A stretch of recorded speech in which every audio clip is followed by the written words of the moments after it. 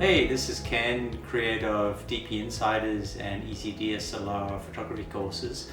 Now I want to just do a quick video about this lens. I've borrowed this lens for my Nikon Z7 II. So up to this point I've had fairly wide lenses. I've got a 20mm, I have a fixed 35mm which I'm actually filming this with, and also I have a 24-70 zoom as well as the macro 105mm. So I had a good range from the wide to the kind of low telephoto range, I guess you could say.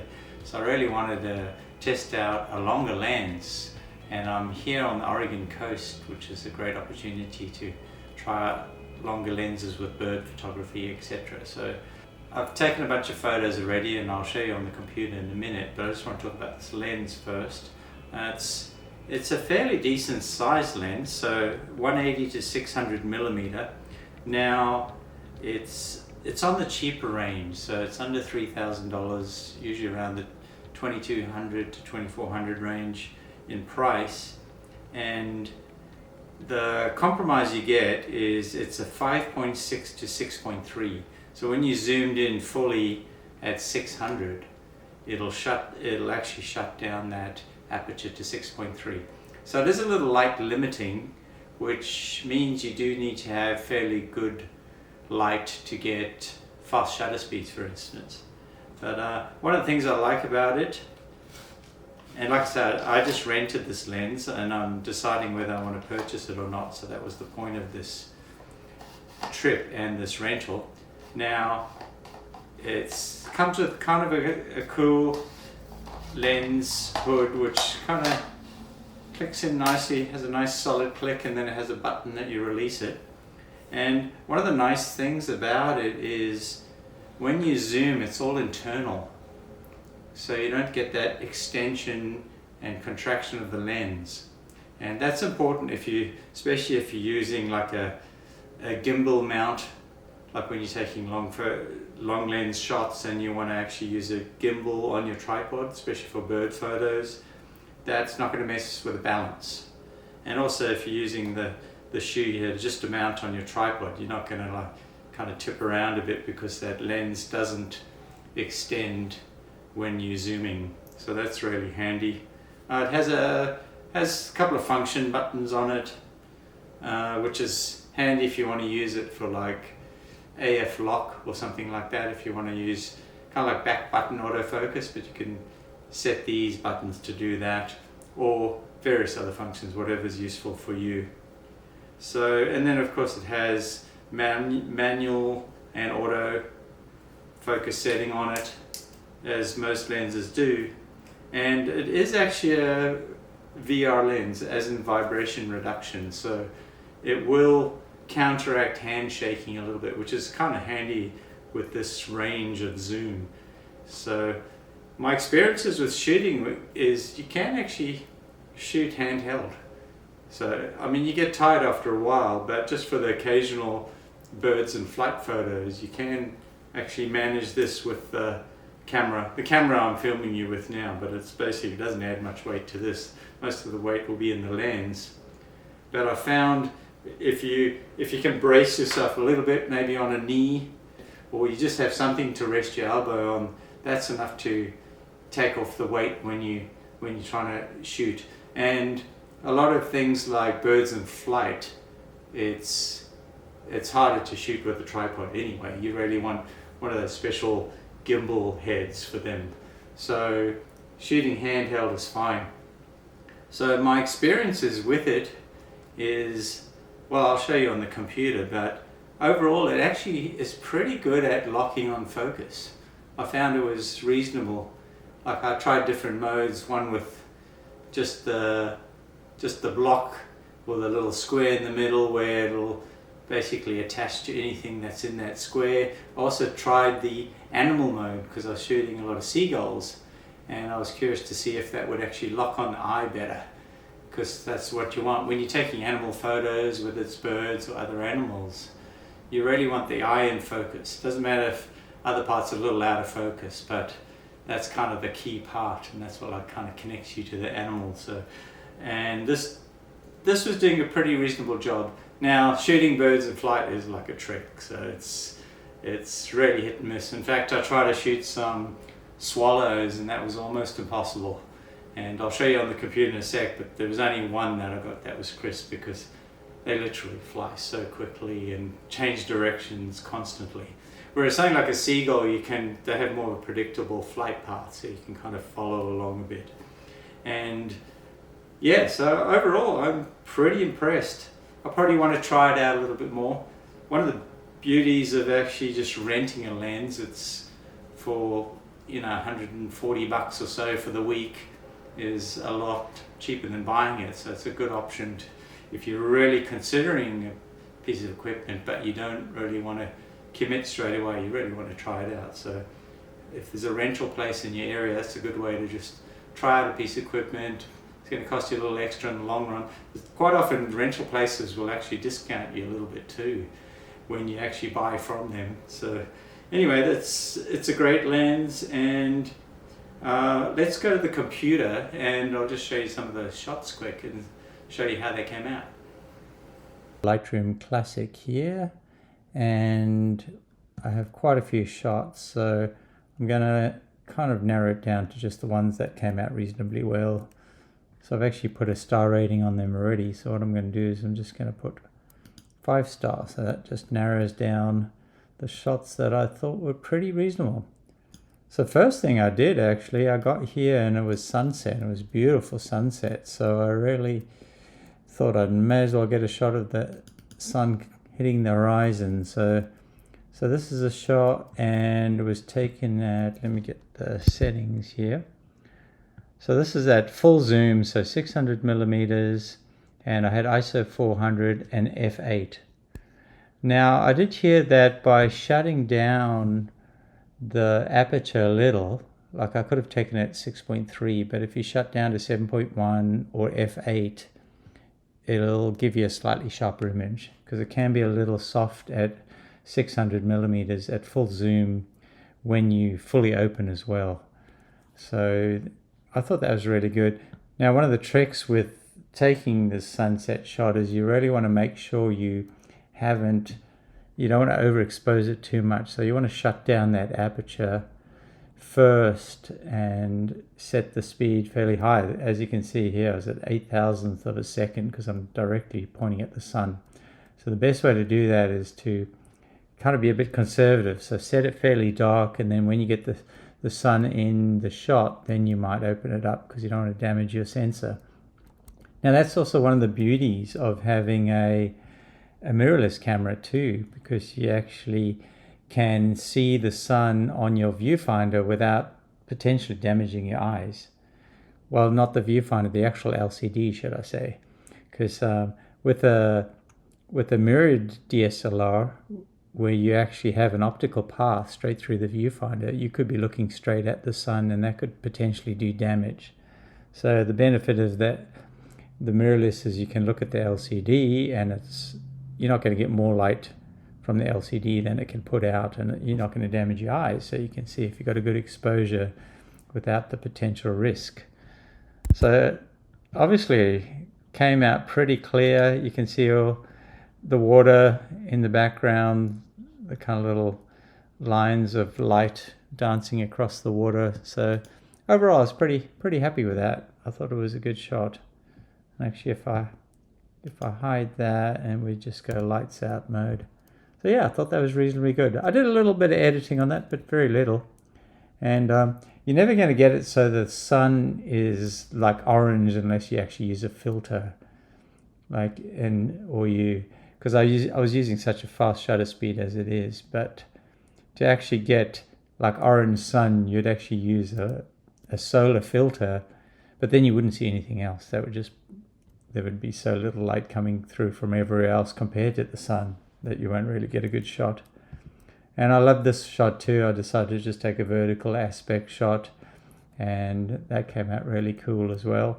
And then into the next day, I was just taking photos. There's a huge rock out at Pacific City, and I was just taking some shots with full zoom just to see if I could see some of the birds on the rock, which I could. You can just make out, it's a little soft, but that's at full zoom. But you can see, you can kind of make out which ones are cormorants and which ones are gulls, and you can definitely see, oh, there's a nice silhouette of a pelican flying there too. So they have pelicans, gulls, cormorants, and various other birds. So I just thought that was really interesting, just zooming in and just seeing what kind of detail I can pull out of that.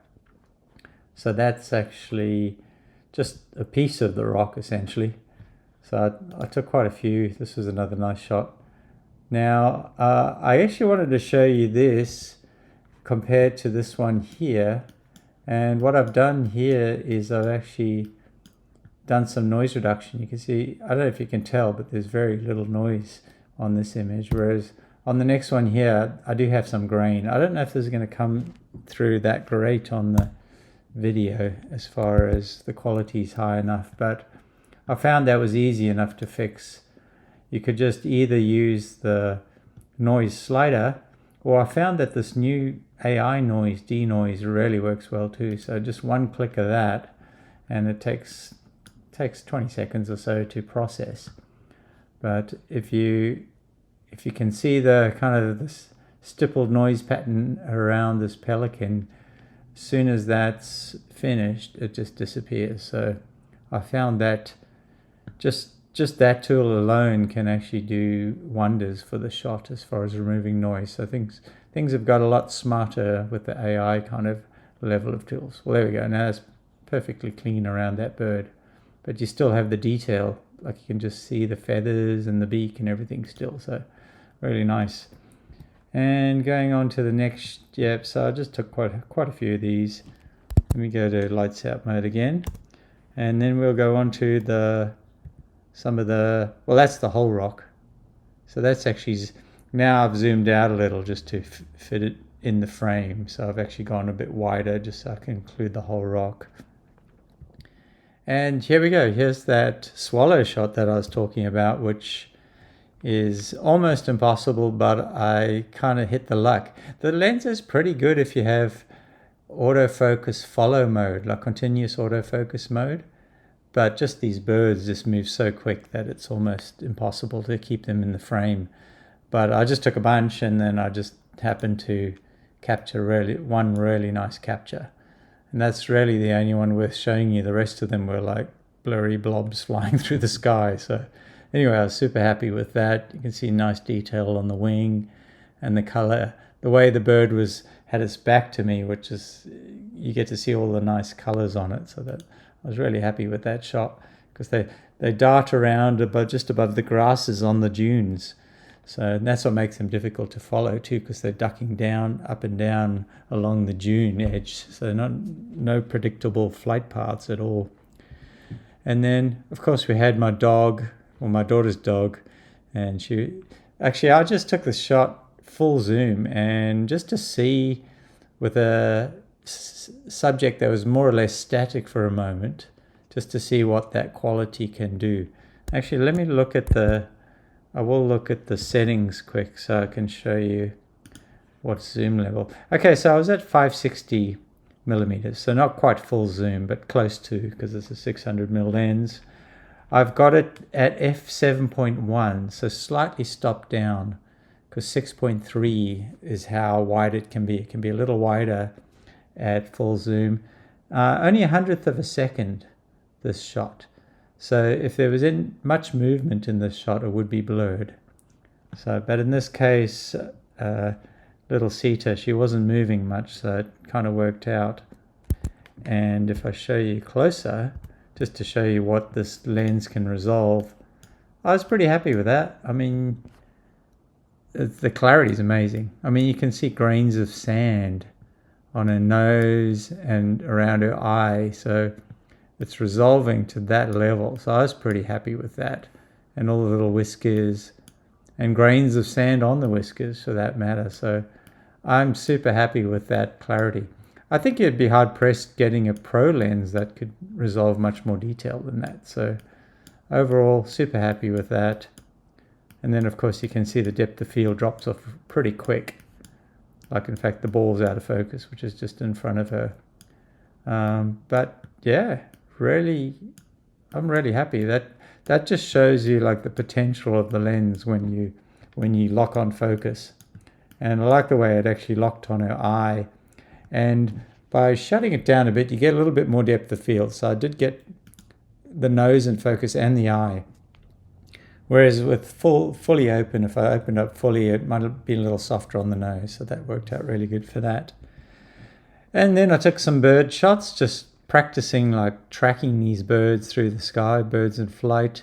And these are just some of the clearer ones where it did a reasonable lock on. I mean, that's pretty clear. I wouldn't say it was 100% sharp, but it's pretty close.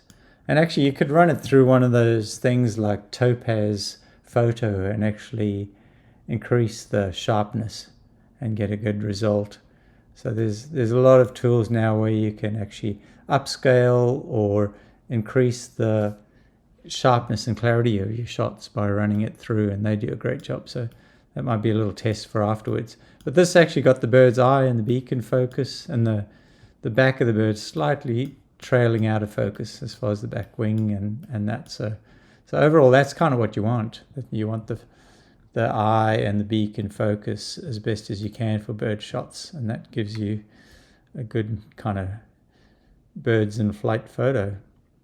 Now this is just a little different shot. The bird was flying down the beach. I just thought it was kind of interesting to take a shot from behind because all the feathers are real clear, and then you see the other birds on the beach kind of blurred in the background because we have that such narrow depth of field when you're using the full zoom on this particular lens. And this is another bird that had just landed and is kind of hopping around. Same thing, just as check. Little soft. Now the softness might come from the movement a little too. But overall pretty good. And in fact, the next one in the sequence was even a little clearer. Because if I zoom in on the face there, that is actually pretty clear. Like the eye is really quite clear. And once again, I've actually cropped this as well. So considering I'm zooming in here into a crop photo, I'm overall pretty happy with that level of clarity that this lens is pulling out. Once again, if I really wanted this sharp around the beak and the eye, I could run it through a program that makes it increasingly sharp, like Topaz or something like that.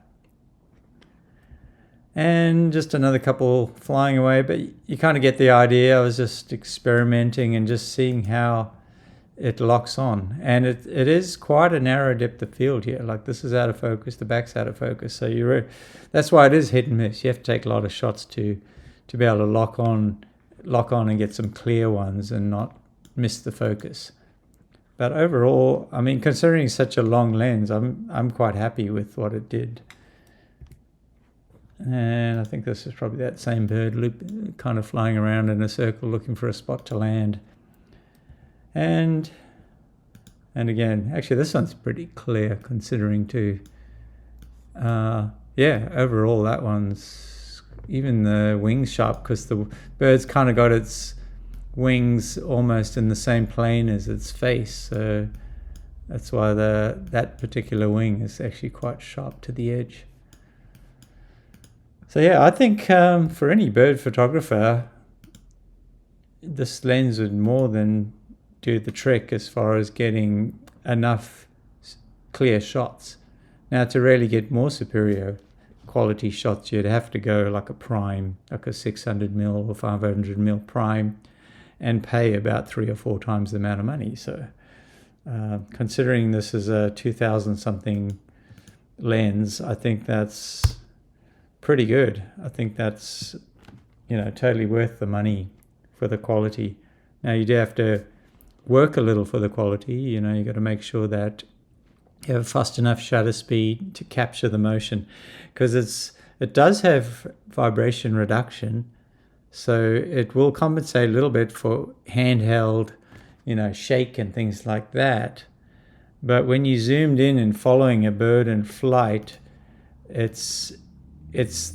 got to make sure you're tracking the bird at the same rate, because the vibration reduction is not really fixing a movement in a panning movement in a certain direction. So you kind of have to pan with the bird and that's one of the tricks with that.